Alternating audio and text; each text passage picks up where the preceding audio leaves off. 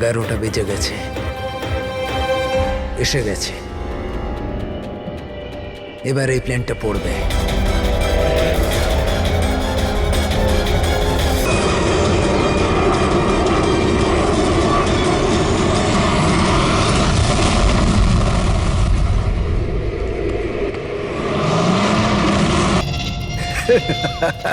মজা দেখলাম।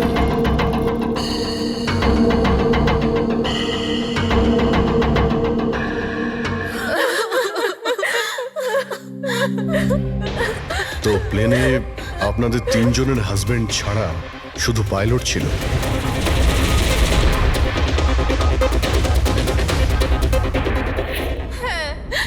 আর এখনো অবধি কোনো খবর পাননি আপনারা? দেখুন,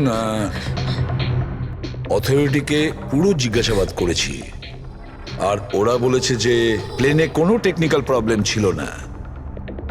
তাহলে আপনাদের এরকম কেন মনে হচ্ছে যে ওটা অ্যাক্সিডেন্ট ছিল না, ওটা প্লেন ক্র্যাশ ছিল না, বরং কেউ জেনে শুনে ওদেরকে খুন করেছে? ওনাকে অনেক দিন ধরে কেউ ফোন করে হুমকি দিচ্ছিল। দেখুন, আপনাদের হাজবেন্ড তো নামি দামি বিল্ডার্স, তাই হুমকি দেওয়া ফোন তো আপনাদের আসতেই পারে, তাই না? কিন্তু এক্স্যাক্টলি কি হয়েছিল বলুন তো আপনারা। হ্যাঁ, ওরা তিনজন সুরাট যাচ্ছিল কোনো জমি কিনতে, কিন্তু কিছু বিল্ডার্স ছিল যারা চাইতো না এই ডিলটা হোক। হ্যাঁ স্যার, কোটি টাকার ডিল ছিল। নিশ্চয়ই এই কাজ ওদের মধ্যে কারোর হবে। আচ্ছা, হুমকি দিয়ে কেউ ফোন করলো আর আপনারা পুলিশের কাছে কেন রিপোর্ট করেননি? স্যার, আমরা পুলিশের কাছে যেতে চেয়েছিলাম, তো আমাদের হাজবেন্ডরা আমাদের বাধা দিল। হ্যালো, কে বলছেন? খবরদার যদি ওই সুরাটের জমিটার ব্যাপারে ভেবেওছ তুমি, বুঝেছ? হুমকি দিচ্ছেন? হুমকি দিচ্ছেন আমাকে? হুমকি ভাবো তুমি। কাল সকাল 11টার সময় তোমার জীবনের শেষ নিঃশ্বাস নেবে তুমি। আপনার যা করার করে নিন, এই ডিল তো আমি করেই ছাড়বো। প্লেন ক্র্যাশও ঠিক 11টার সময় হয়েছিল স্যার। 11টা বেজে গেছে, এবার এই প্লেনটা পড়বে।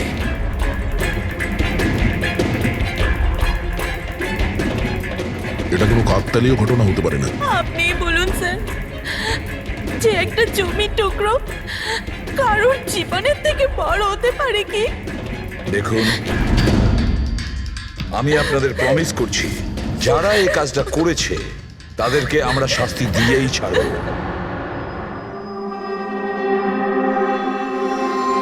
স্যার, আমাদের 5 বছর হয়ে গেছে এই কাজ করছি, আজ পর্যন্ত একটাও ভুল হয়নি। আমাদের কাজে ভুল হওয়ার কোনো সম্ভাবনাই নেই স্যার। যদি স্যার প্লেনে কোনো প্রবলেম থাকতো তাহলে আমরা ওটাকে উঠতে দিতাম না। তাহলে আপনাদের কথা অনুযায়ী প্লেনে কোনো প্রবলেম ছিল না? একদমই নয় স্যার।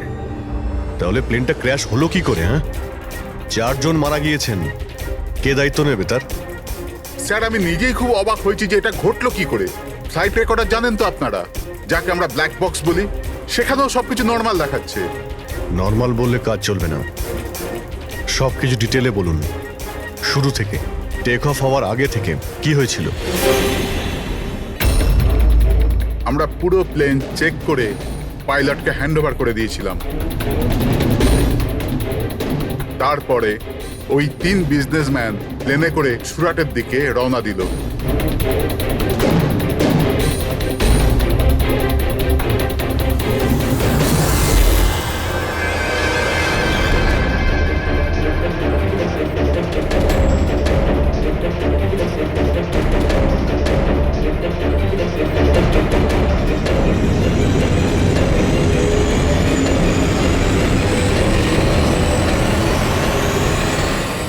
স্যার, আমরা টেক অফের পারমিশন রেডিওর ফ্রিকোয়েন্সি থেকে পাই, মেন টাওয়ার থেকে। কাল আমাদের পুরো ইনফরমেশন পাওয়ার পরই আমরা টেক অফের প্রক্রিয়া শুরু করেছি। হ্যাঁ ফ্রেডি, কি? আচ্ছা, ওকে ওকে ওকে, হ্যাঁ ঠিক আছে, আমরা দেখছি। কি হয়েছে স্যার? মদনকে যে নাম্বার থেকে হুমকি দেওয়া ফোন করা হয়েছিল সেটা ক্র্যাশের দিন এখানেই ছিল, এই এয়ার স্ট্রিপেই। স্যার, ফোনটা যদি এখানেই থেকে থাকে তাহলে এটা ভিতরের কোনো লোকের কাজ। কি হ্যাঁ না স্যার, আমরা কাউকেই কোনোদিন হুমকি দিয়ে ফোন করিনি। তোমরা না করলে কি বাইরের কেউ এসে করে গেছে? এই তোমাদের সিকিউরিটি এয়ারস্ট্রিপের? যদি ওই লোকটা এখানে এসে থাকে তাহলে কিছু না কিছু তো এখানে নিশ্চয়ই ফেলে গেছে। চেক করে দেখি। স্যার এই জায়গাটা তো পুরো পরিষ্কার, ও যদি কোথাও লুকায় তাহলে ওই হ্যাঙ্গারের কাছে কোথাও লুকিয়েছিল।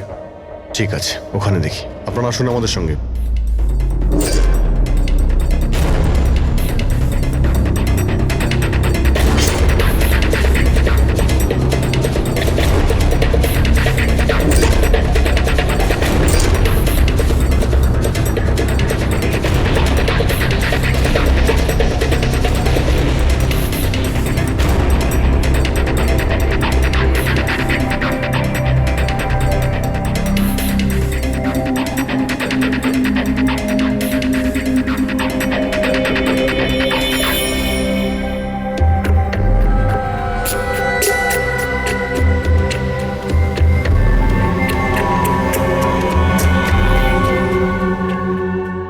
স্যার স্যার একটা ভাঙা ফোন পেয়েছি।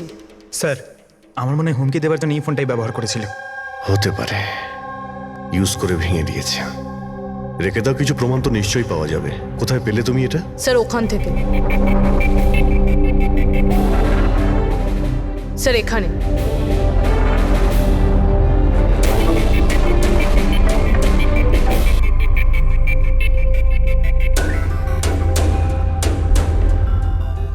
স্যার এই দেখুন, এখানে কানের মতো কিছু একটা দেখা যাচ্ছে।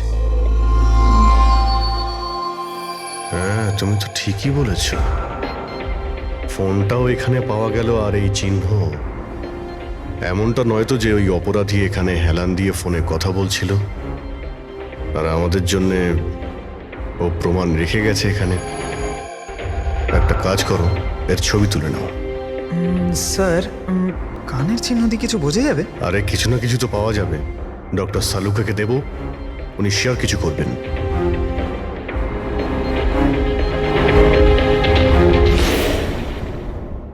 স্যার দুটো লাশ পাওয়া গেছে, অঙ্কুর আর মদনের।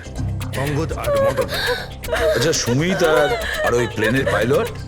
খুন চলছে স্যার, এখনো কোনো খবর পাওয়া যায়নি। আপনারা প্লিজ কাঁদবেন না, একটু শান্ত হন প্লিজ। দেখুন, আমি আপনাদের কথা দিচ্ছি, আপনাদের স্বামীকে যারা খুন করেছে তারা আমাদের হাত থেকে বাঁচতে পারবে না। স্যার, হ্যাঁ, স্যার এই ফোনটা পেয়ে গেছি, যে ফোন থেকে হুমকি দেওয়া ফোনটা করা হয়েছিল। কিন্তু স্যার আমরা ওখানে পৌঁছানোর আগেই খুনি এই ফোনটা ভেঙে দিয়েছে, যাতে আমরা ওর অবধি পৌঁছতে না পারি। স্যার আমরা জানি এটা কে করেছে। চেনেন আপনারা? কে কে খুন করেছে? রণদীপ আর শশী। রণদীপ আর শশী কারা? হ্যাঁ স্যার এই দুজন উড বিল্ডার্স। এরা চাইতো না যে আমাদের তিনজনের স্বামী এই ডিলটা করুক। জানতাম, আমরা জানতাম যে এই ঘটনার পুরো দোষ আমাদের ঘাড়েই চাপানো হবে। আপনাদের পরিচয়? স্যার এরাই দুজন হলো সেই খুনি, রণদীপ আর শশী।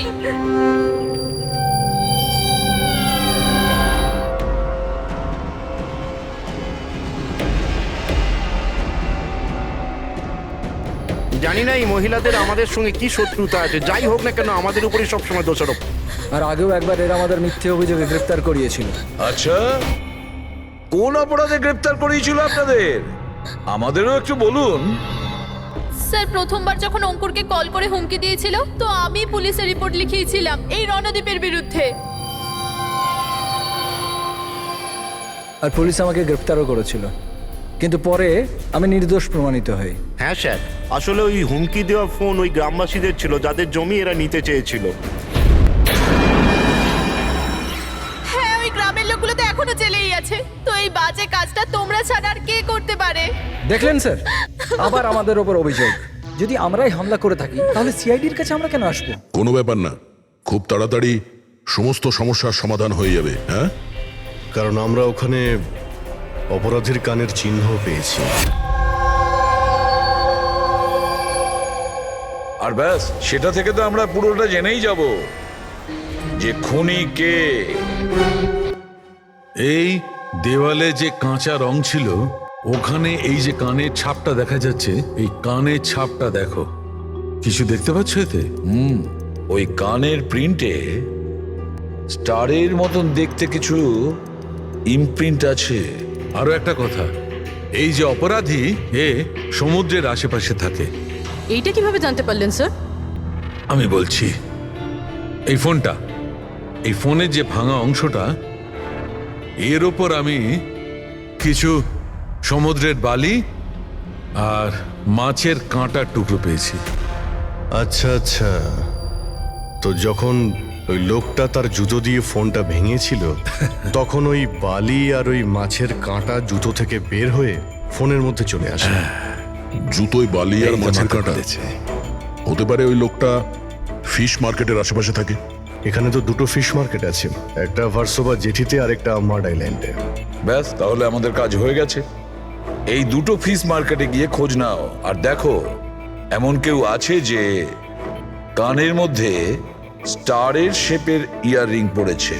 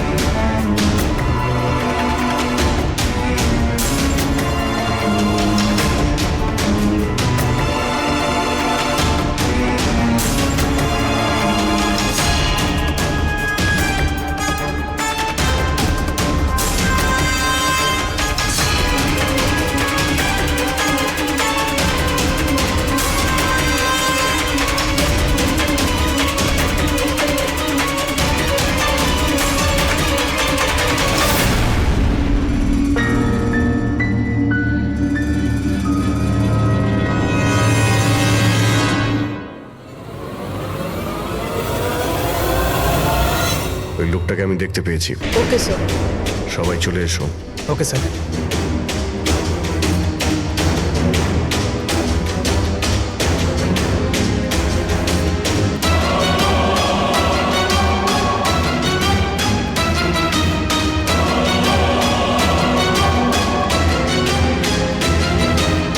কারোর সঙ্গে মিটিং হওয়ার কথা।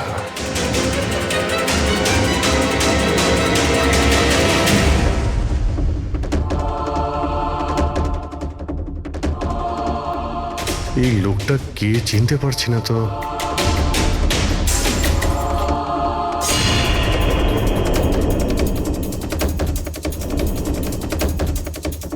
স্যার, এটা তো সচিন। এয়ারপোর্ট অথরিটিজ মরে যাওয়া পাইলটদের লিস্টে এর ছবি দেখিয়েছিল। এই পাইলটটা সচিন, এই সচিন বেঁচে আছে? স্যার, ও যদি প্লেন ক্র্যাশে মারা না যায় তাহলে এই এখানে লুকিয়ে কি করছে? তাই তো, সামনে আসছে না কেন? চলো গিয়ে জিজ্ঞাসা করি।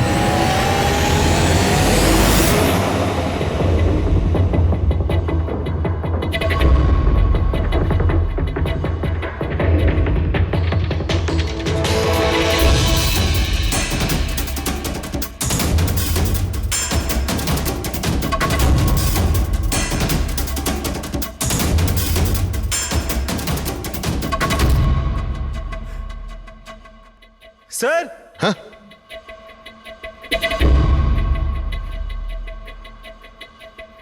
স্যার, এ তো মারা গেছে। মারা গেছে? ওই দেখুন স্যার, সচিন পালাচ্ছে।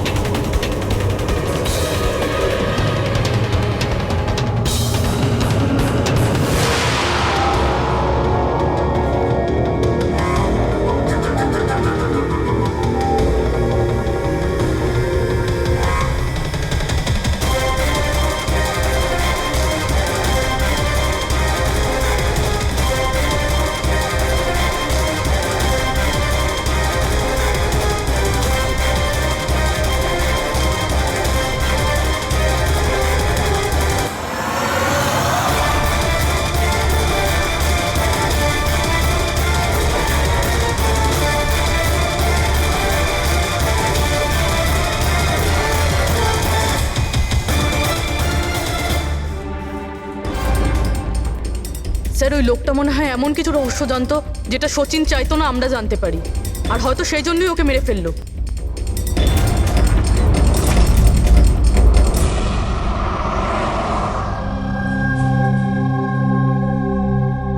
স্যার,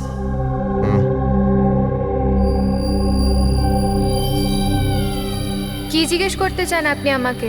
আপনার হাজবেন্ড সচিনের ব্যাপারে আপনি কি বলতে পারবেন ও কোথায় আছে? এটা কিরকম প্রশ্ন ইন্সপেক্টর? আপনারা তো জানেন কিছুদিন আগে একটা প্লেন ক্র্যাশে। আগে না, সচিন বেঁচে আছে। বেঁচে আছে? আগে হ্যাঁ। আর আপনি হয়তো এটা শুনে খুবই কষ্ট পাবেন যে ও একটা খুন করে পালিয়েছে। এমনিতে তোমার স্বামী সচিন কত টাকা পেয়েছিল এই ষড়যন্ত্রে যুক্ত হয়ে? টাকা? টাকা পাইনি।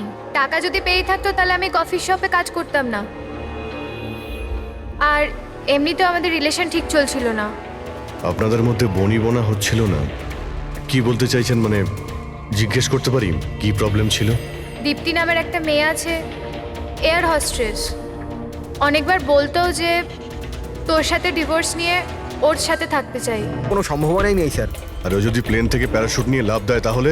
না স্যার, যদি প্যারাশুট নিয়ে লাভ দিত তাহলে কেউ না কেউ তো নিশ্চয়ই দেখতে পেত। আমরা কিছু মিস করে যাচ্ছি না তো?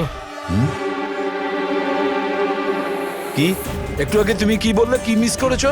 না না স্যার, কিছু না। তোমাদের অ্যাপিয়ারেন্স বলছে যে তোমরা কিছু লুকোচ্ছ, তাই তো? কি ব্যাপার বলো, বলো তাড়াতাড়ি। সরি স্যার, আমরা ওই ছোট একটা ভুল করে ফেলেছিলাম। কিরকম ভুল? স্যার, যখন প্লেন টেক অফ করেছিল আমরা ওখানে ছিলামই না। আপনারা এত বড় ভুল কি করে করতে পারেন? হ্যাঁ স্যার, ওই প্লেন যখন রানওয়েতে দৌড়চ্ছিল স্যার কিছু বিস্ফোরণ হলো স্যার। কিরকম বিস্ফোরণ?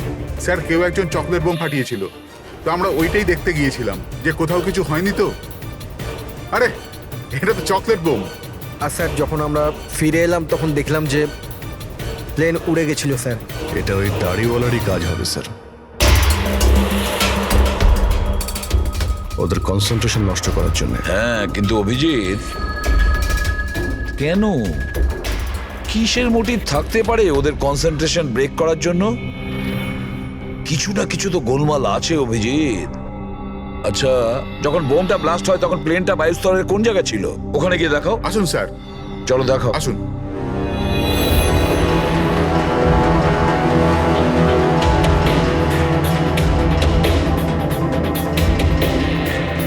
এক মিনিট অভিজিৎ,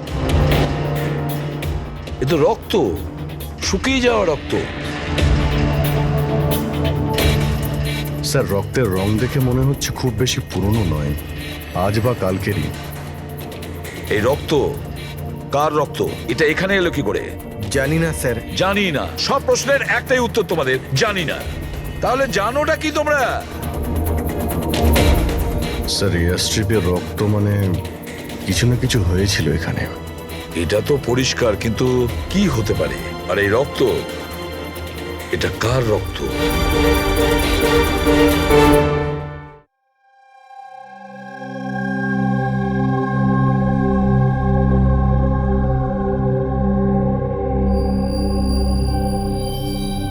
বস, জানতে পেরে গেছি ওই এয়ার স্ট্রিপে যে রক্ত ছিল ওটা কার?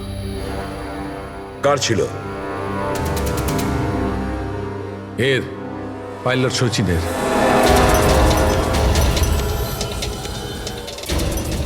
পাইলট সচিনের রক্ত? কিন্তু ওরা আঘাত লাগলো কি করে, কখন?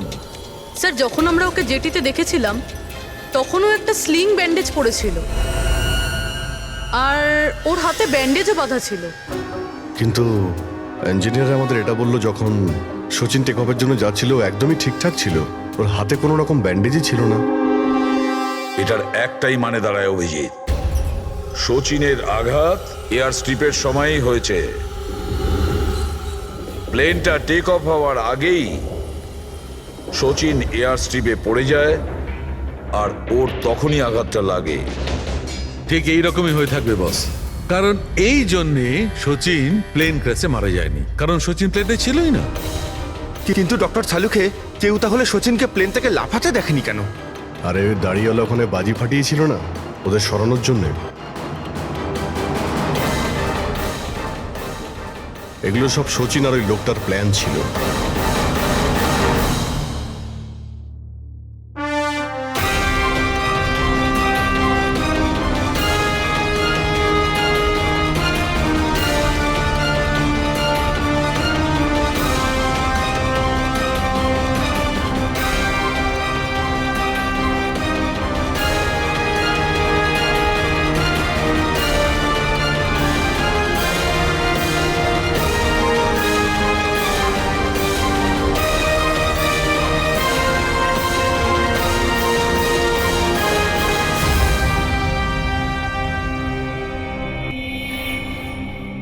Hello, okay, thank you sir.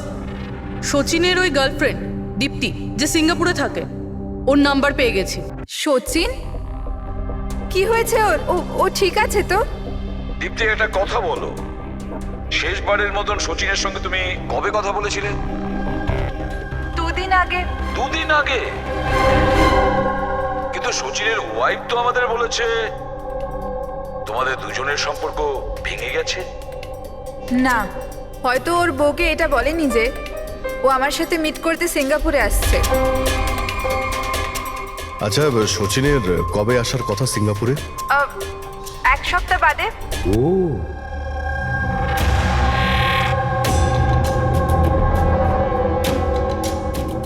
আচ্ছা, আর কি কি কথা হয়েছে তোমার সঙ্গে 2 দিন আগে?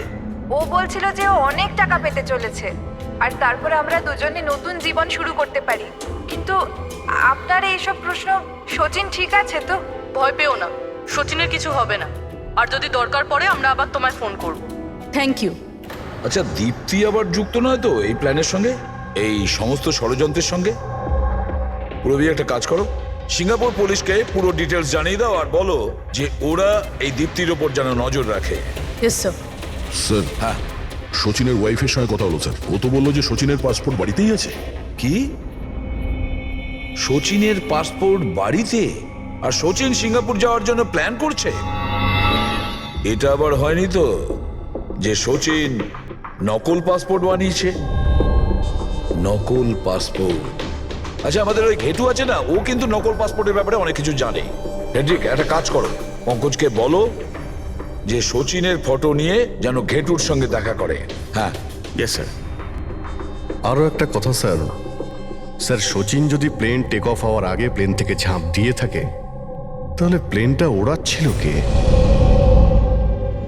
আর যখন ও প্লেন থেকে ঝাঁপ দিল তখন এই মদন, অঙ্কুর আর সুমিত এরা চিৎকার চেঁচামেচি করলো না কেন? চুপচাপ বসেছিল কেন?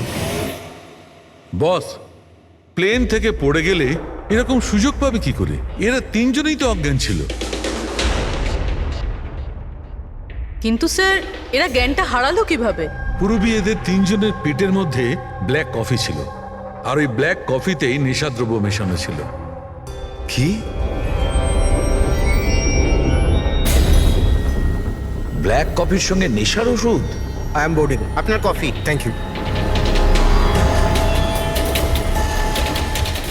তাহলে নিশ্চয়ই এটা সচিনের প্ল্যানের পার্ট ছিল। স্যার, একটা প্রশ্নের উত্তর এখনো পাইনি।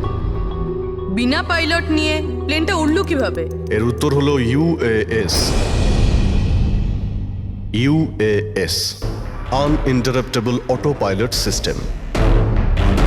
এই প্রোগ্রাম দিয়ে মাটিতে থেকে আকাশে ওড়া প্লেনকে কন্ট্রোল করা যায় স্যার, যে কোনো জায়গা থেকে। হ্যাঁ স্যার, আমরা এই ফরেন্সিক ল্যাবে দাঁড়িয়েও যে প্লেনটা আকাশে উঠছে তাকে কন্ট্রোল করতে পারি। এই প্রোগ্রামটা এই জন্যই বানানো হয় যে আকাশে ওড়ার সময় প্লেনে যদি কোনো ইমার্জেন্সি হয় বা কোনোভাবে প্লেন হাইজ্যাকও হয়ে যায় তাহলে তার কন্ট্রোল যেন নিচে থাকা লোকেদের হাতে থাকে। তার মানে প্লেনের ককপিটের কন্ট্রোল তার হাতে থাকবে যার হাতে রিমোট আছে। হ্যাঁ স্যার, আর যার কাছে রিমোট কন্ট্রোলটা ছিল সেই প্লেনটা ক্র্যাশ করিয়েছে সমুদ্রে। রিমোট কন্ট্রোলের লোক খুনি। এক কফিতে নেশার ওষুধ। যদি একবার আমরা জানতে পারি না যে ওই ব্ল্যাক কফিতে নেশার ওষুধ কে মিশিয়েছিল আর কে খাইয়েছিল, তাহলে বুঝে নাও রিমোট কন্ট্রোলের খুনির কাছেও আমরা পৌঁছে যাব। Remote control. Black coffee? Sir Madan তো ব্ল্যাক কফি খেতেন না, ওনার হাই ব্লাড প্রেশার ছিল। আর স্যার আমিও তো সুমিতকে কোনো ব্ল্যাক কফি দিইনি, কারণ ও যখন বাড়ি থেকে বেরিয়েছিল তখন আমিও বাড়ি ছিলাম না। দেখুন, আমরা ওই তিনজনের পেট থেকেই ব্ল্যাক কফি পেয়েছি, যে সেই নেশার ওষুধ মিশিয়েছিল। আর আপনারা বলছেন যে আপনারা কেউ নিজেদের স্বামীকে ব্ল্যাক কফি খাওয়াননি। হতে পারে অন্য কেউ ওনাদের ব্ল্যাক কফি খাইয়েছিল, বা হতে পারে বাইরে যেখানে গিয়েছিল সেখানে খেয়েছিল। কোথাও গিয়েছিল কি? হ্যাঁ স্যার, ওকে আমাদের ড্রাইভার এয়ারপোর্টে ছাড়তে গিয়েছিল। তাহলে হতে পারে যে ও বাইরে কোথাও কফি খেয়েছে, তাহলে ড্রাইভার জানতে পারে। রবি, ওকে একবার ডাকুন তো, কোথায় আছে ও? স্যার যবে এই ঘটনা ঘটেছে তবে থেকে ও কাজে আসছে না, ও আমার ফোনও তুলছে না। তার মানে অভিজিৎ, এই রবি কাল থেকে উধাও।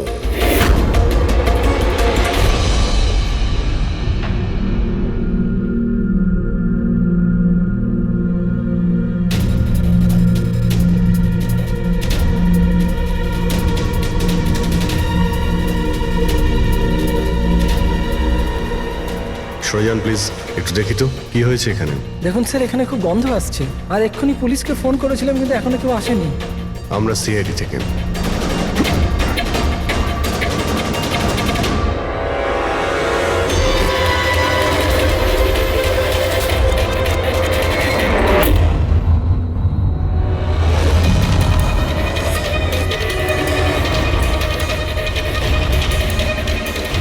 স্যার আরও একটা খুন।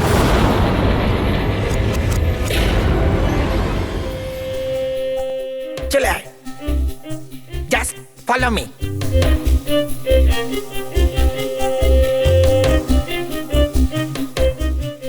পঙ্কজ, চুপচাপ আমার পেছন পেছন চলতে থাকবি যতক্ষণ আমি এখানে আছি। তোর ঘাবড়ানোর কোনো দরকার নেই।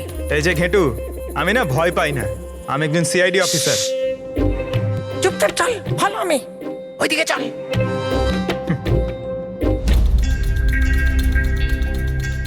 চলে আয় পঙ্কজ।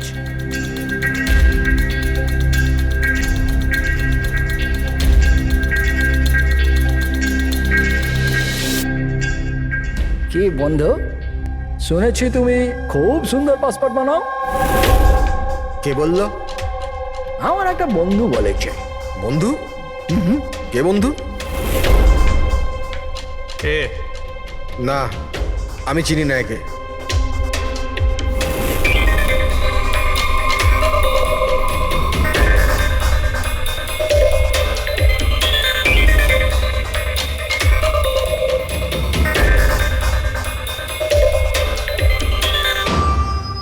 এ তোমার বন্ধু? তোমার কোনো সন্দেহ আছে? খুব ভালো করে চিনি আমি একে। এর পাসপোর্টও রেডি হয়ে পড়ে আছে আমার কাছে। আরে বাহ, তাহলে তো আমারও পাসপোর্ট হয়ে যাবে, তাই না? হয়ে যাবে, কিন্তু দুটো পেটি লাগবে।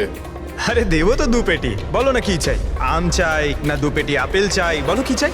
এ শালা, 2 পেটি মানে 2 লাখ। 2 লাখ? 2 লাখ? চল এটা বল, তোর নাম কি লিখবো পাসপোর্টে? Sub inspector Pankaj, CID. CID? হ্যাঁ, সিআইডি। আরে আরে আরে, আমি কি করেছি তোমার? শুধু তোরই নয়, যত নকল পাসপোর্ট বানায় সব ধান্দা বন্ধ হয়ে গেছে। যে যে প্রশ্নগুলো আমি করব সব কটা সত্যি সত্যি উত্তর দিবি, না হলে 2 লাখ বার উঠবস করাবো, বুঝেছিস? জিজ্ঞেস করো কি করবার আছে। এ ওর নকল পাসপোর্ট নিতে কখন আসবে? জানি না। জানিস না? আজ সন্ধ্যেবেলা। দেখলে পঙ্কজ, খেঁচুর কামার। স্যার রবির ঘর থেকে যে বোতলটা পাওয়া গেছে, ওখানে ওই নেশার ওষুধটা আছে যেটা সালুমকে স্যার ব্ল্যাক কফিতে পেয়েছিল। ওই রবি ছাড়া আর কারোর আঙুলের ছাপ পেয়েছিলে ওই বটলে? হ্যাঁ স্যার, রণদ্বীপের।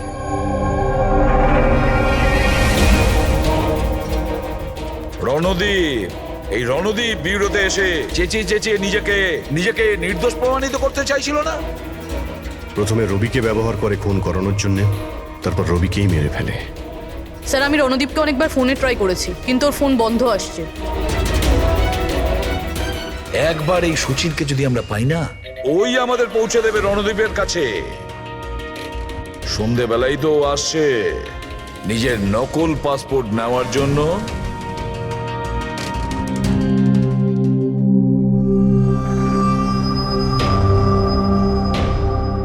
আমার পাসপোর্ট রেডি আছে?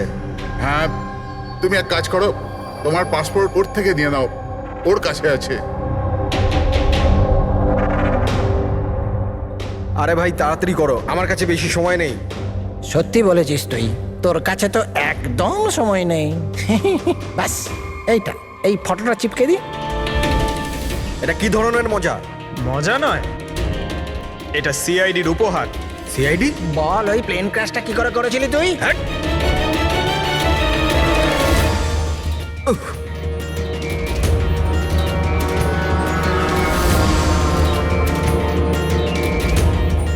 সিআইডি থেকে পালিয়ে টেক অফ করা এত সহজ নয়। ইমার্জেন্সি ল্যান্ডিং করতে হয় অপরাধীদের। টাকার লোভে আমি অন্ধ হয়ে গিয়েছিলাম। এই কাজের জন্য আমায় 50 লাখ টাকা দেওয়া হয়েছিল, কিন্তু কিন্তু আমি জানতাম না যে স্যার ওরা মারা যাবে। তোকে টাকা কে দিয়েছিল সেটা বল। স্যার স্যার আমি জানি না স্যার, আমি শুধু একবার কথা বলেছিলাম ওর সাথে। পঙ্কজ, ইন্টারনেটে ভালো করে দেখো এই রণদ্বীপের কোনো ইন্টারভিউ পাওয়া যায় কিনা। স্যার পেয়ে গেছি। আমি আমার সাফল্যের সব কৃতিত্ব আমার কঠোর পরিশ্রম আর না হারা মনোভাবকে দেব। এই পৃথিবীতে কোনো কিছুই অসম্ভব না। আমি কোথায় ছিলাম আর কোথায় এসে পৌঁছেছিলাম। স্যার স্যার এটা ওনারই আওয়াজ স্যার, আই এম শিওর এটা ওনারই। গলার স্বর রণদ্বীপের আর ওই শিশিতে আঙুলের ছাপও রণদ্বীপের। রণদ্বীপ?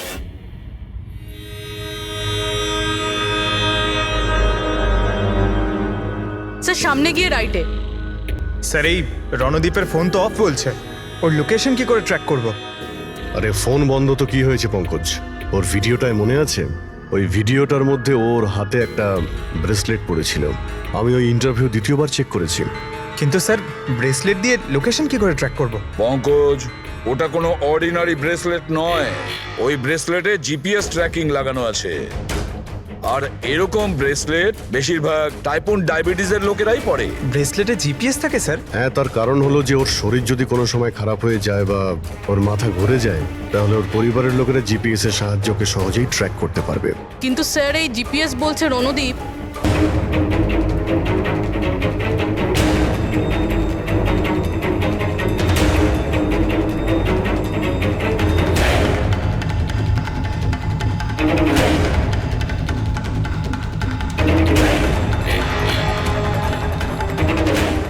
এইদিকে স্যার। হ্যাঁ স্যার এখানেই কোথাও হবে। ওর হার্ট রেট ক্রমশ কমে আসছে। হার্ট রেট ক্রমশ কমে যাচ্ছে? এদিকেই ও কোথাও আছে। দাঁড়া দাঁড়া, এই মাটিটা অন্যরকম মনে হচ্ছে কেন? এই মাটির নিচে আবার নেই তো? হতে পারে।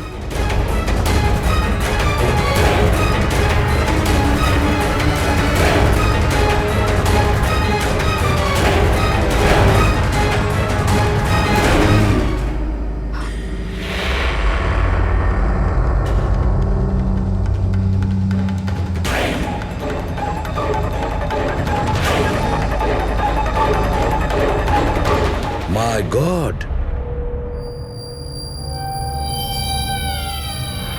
বেঁচে আছে? Sir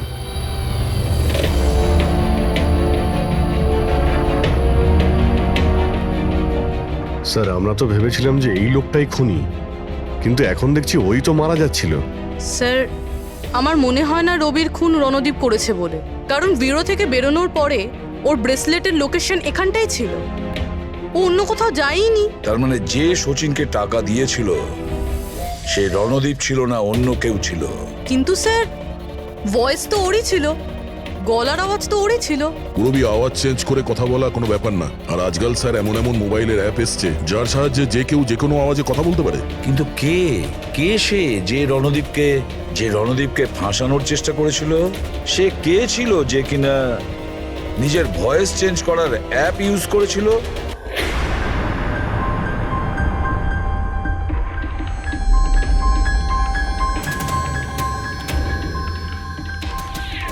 cheers. হ্যাঁ, চিয়ার্স চিয়ার্স। আসুন আসুন। আসুন। অভিনন্দন আপনাকে। অভিনন্দন? কিসের জন্য? ওই অ্যাপের জন্য। ওই অ্যাপ যেটা আপনাদের কোম্পানি বানিয়েছে, যেটা দিয়ে যে কোনো মানুষ তার নিজের ভয়েস চেঞ্জ করতে পারে। মানে? হ্যাঁ, একবার শুনবেন? তোমাকে তোমার অপরাধের জন্য এবার জেলে যেতে হবে। তোমার অপরাধের জন্য এবার জেলে যেতে হবে। এটা কি ধরনের মজা? এটা মজা নয়। এই ডিভাইস দিয়েই তুমি রণদীপকে ফাঁসানোর চেষ্টা করেছিলে, তাই না? পুরবি, অ্যারেস্ট করো একে। চলুন ম্যাডাম।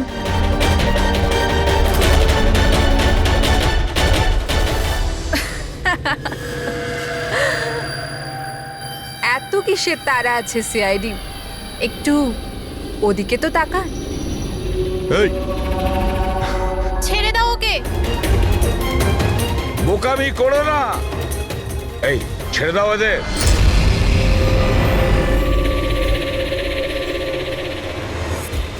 মাই গড, তাড়াতাড়ি ওঠো।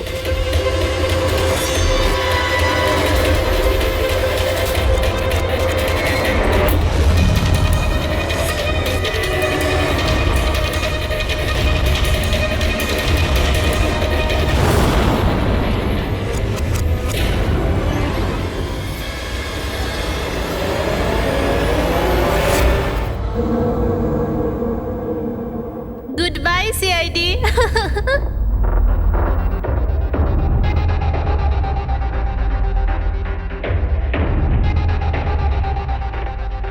Well done girls.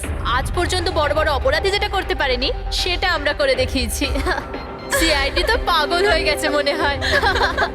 আরে ওসব তো ঠিক আছে, কিন্তু আমরা যাব কোথায়? অরিজিনাল প্ল্যান তো আমরা ভেস্তে ফেলেছি। ভেবে দেখি, কোনো না কোনো রাস্তা তো পেয়েই যাব।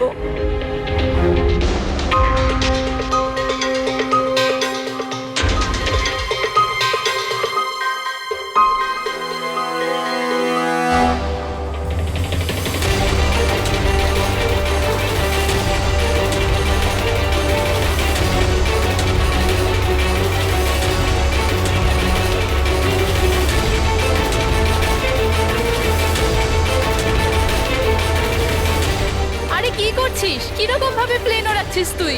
আরে আমি চালাচ্ছি না রে। তুমি তো বলেছিলে যে তুমি প্লেন চালাতে পারো। আরে আমি এটা করছি না, এটা নিজে থেকে হচ্ছে। ও নো, প্লেন তো নিচে যাচ্ছে।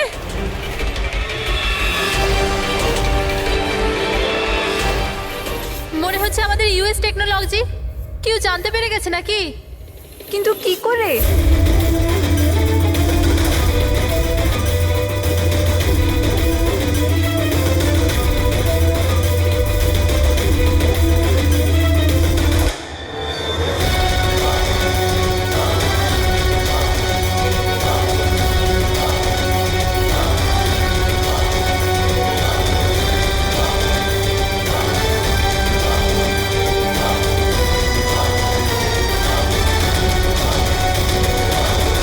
Thank you. আসুন।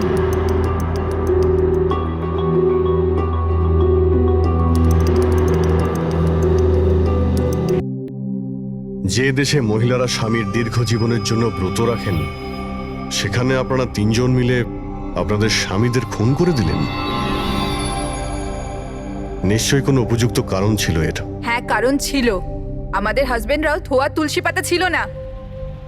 হ্যাঁ, লোকেদের কাছে তো এমন দেখাতো যে ওরা আমাদের খুব ভালোবাসে, কিন্তু বাড়িতে কিছু অন্য গল্প হতো।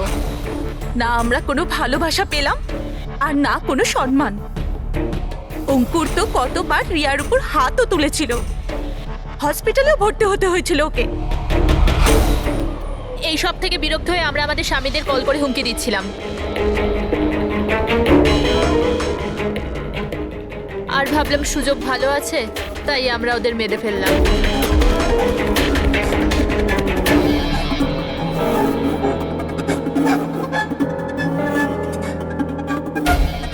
আর ভাগ্য দেখুন, রণদীপ রবির কাছে গিয়েছিল ওই অজ্ঞান হওয়ার ওষুধ নিয়ে, যাতে আমাদের স্বামী মিটিংয়ে পৌঁছতেই না পারে। আর এই ব্যাপারটাও আমাদের কাজে লেগে গেল। তাহলে রবির সততার সুযোগ নিয়েছো তুমি। তারপরে তোমরা রণদীপকে মাটিতে পুঁতে দিয়েছিলেন, যাতে আমাদের মনে হয় ও অপরাধ করে পালিয়ে গেছে। খাঁচায় বন্দি পাখির মতো জীবন কাটানোর কোনো ইচ্ছে ছিল না। আমরা স্বাধীনভাবে শ্বাস নিতে চেয়েছিলাম। স্বাধীনভাবে শ্বাস নেওয়ার আরো কিছু পথ খোলা আছে ম্যাডাম। স্বামীকে খুন করা সব থেকে ভুল সিদ্ধান্ত। এটা ঠিক করতে যদি স্বামীর কাছ থেকে সরে যেতে, কিন্তু না, তোমরা তিনজন এমন রাস্তা বেছে নিয়েছো যে রাস্তা তোমাদের অন্ধকারে নিয়ে যাবে, আর সেটাও জেলের গড়াদের পেছনে।